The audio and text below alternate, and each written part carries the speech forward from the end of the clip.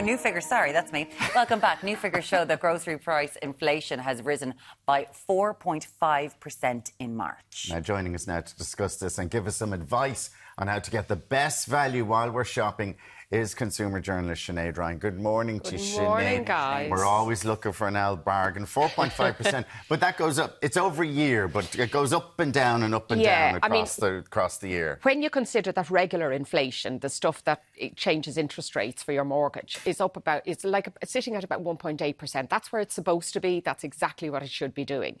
But food inflation is 4.5%. And that means that most people are not earning, their wages aren't increasing at the rate that their shopping is going up. To pay for it, yeah. Exactly. But it could come down next month, and it goes up and down. But, bear in mind, the good news is that it is actually levelling out and coming down, because it had peaked, really, in 2024. The bad news is that inflation is still inflation. Yes. The prices are going up. They're just going up by a smaller percent, yeah. If you'd like to get in contact with us, I don't know if you've got an old receipt, if you can see a difference there, what has happened to your shop? Because I think when anyone goes in for the weekly shop, when you had 50 quid 2 years ago, you are not getting half of what you used to get before. 0896 111. So what products are we seeing our inflation in? Well, the ones that people will tell you that they are absolutely seeing a hike in, and I have myself, I'm sure you guys too, olive oil is one of the absolute biggies here. And the price of it, it would have been the case that you could have got a jar of olive oil that size maybe for about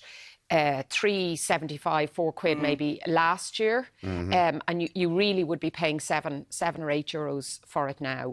And the reason is a lot of these products, because outside of the normal things like utilities and transport and everything like that going up, is because these are grown in places where climate change is having a huge impact. Right. Okay. And the fruits that produce olive oil, and we've been to Greece, we've been to Spain, you see them growing on the trees. But when you have adverse weather conditions, it's not as reliable a crop as a result.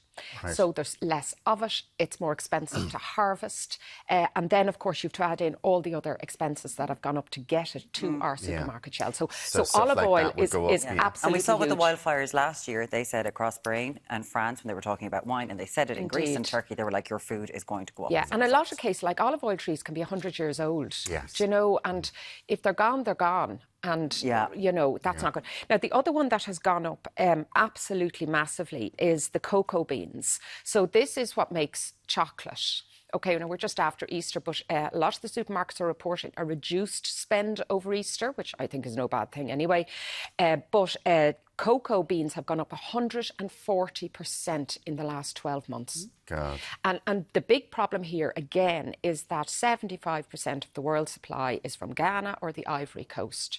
And these are places that have suffered with climate as well.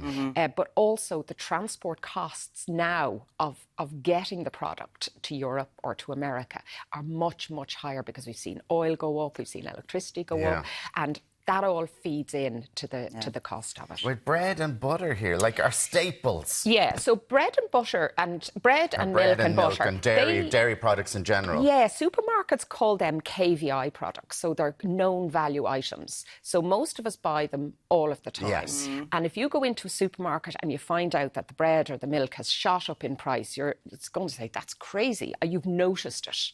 You might notice some of the luxury stuff. Yeah. So as a result, they deliberately keep them low. So even though they have gone up, they won't have gone up outside of what all the other supermarkets are doing. Right. But does that have a ripple effect to, we'll say, the farmers?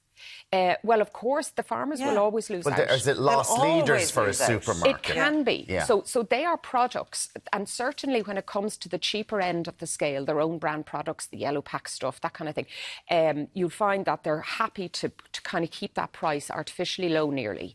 Now, that doesn't mean that the farmer isn't getting less for it, or the production chain isn't being squeezed. Yeah. One thing that Catherine Layton always talks to us here, and she's shrinkflation. The price is the same, but you're not getting as much as you used to kind of trick you into think it's all fine, everything's grand. And we see that mainly at Christmas time, where you're buying multiple stuff you wouldn't normally buy, like the big boxes of, chocolates or biscuits or that kind of thing. We were saying about Easter eggs over Easter, they were definitely smaller in some cases. Definitely smaller, but the box is big and it looks colourful. And So what should people be doing if they're noticing this in their grocery shop? Inflation is really Well, do affecting you know people's what? trolleys. Irish shoppers are actually very, very smart, and they're already doing a lot of it. So own brand products are almost at 50% of the average shopping basket. Right, okay. So people are recognising, look, when it comes to things like, non-perishable products, toilet rolls and, cleaners. Buy the supermarket brand. Yeah, or,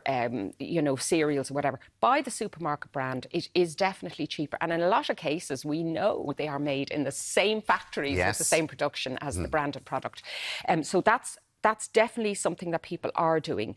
They're also buying more promoted goods. Now, when you go into a supermarket and you have all the aisles, and then at the end, they have like something on promotion. Now, they're literally called ends.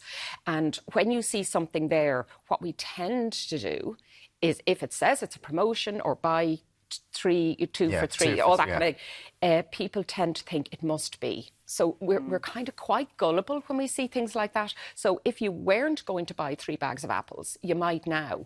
Now, what do we know happens to the third bag? The apples will go off. Eggs. Yes, the apples will go off. So you have to be careful about that. You're not getting through the 3 bags of apples. If you're not going to use it anyway, don't buy it because it's on special. Don't buy extra because it's on special. Okay, I know 2 years ago, Neil Richmond, who was a senator at the time, TD now, said he wanted to have this big supermarket, convention and talk to them about price gouging. Nothing really happened to that. Good luck with that, essentially. They can do whatever they want. These are private industries. They can do whatever they want. There's 4 big supermarket groups in Ireland. Now, compared to a country like the UK, where there might be 12, there isn't a great deal of competition. And we have Dunnes, we've SuperValu, we've Tesco, and then Lidl and Aldi as a group. Now, between them, they own a roughly 25% share of the market. So it goes up and down by a couple of percent. But that's the market's there, right there.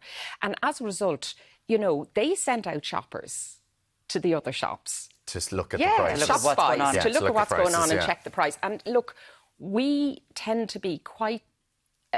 economists call it like price elasticity. We're okay with high prices, a lot more than some other countries would be. It's only when something shocking happens, like your bottle of olive oil was up to a tenner, that you kind of... In Croatia, they took to the streets and protested high prices in the supermarkets. Listen, we'd love to hear from you. 0896 111 Sinead Ryan, consumer journalist. Thank you so much for joining us. So in general, we are savvy shoppers, which is good to know. Let us know. We're going to take a quick break. We'll see you in a few minutes.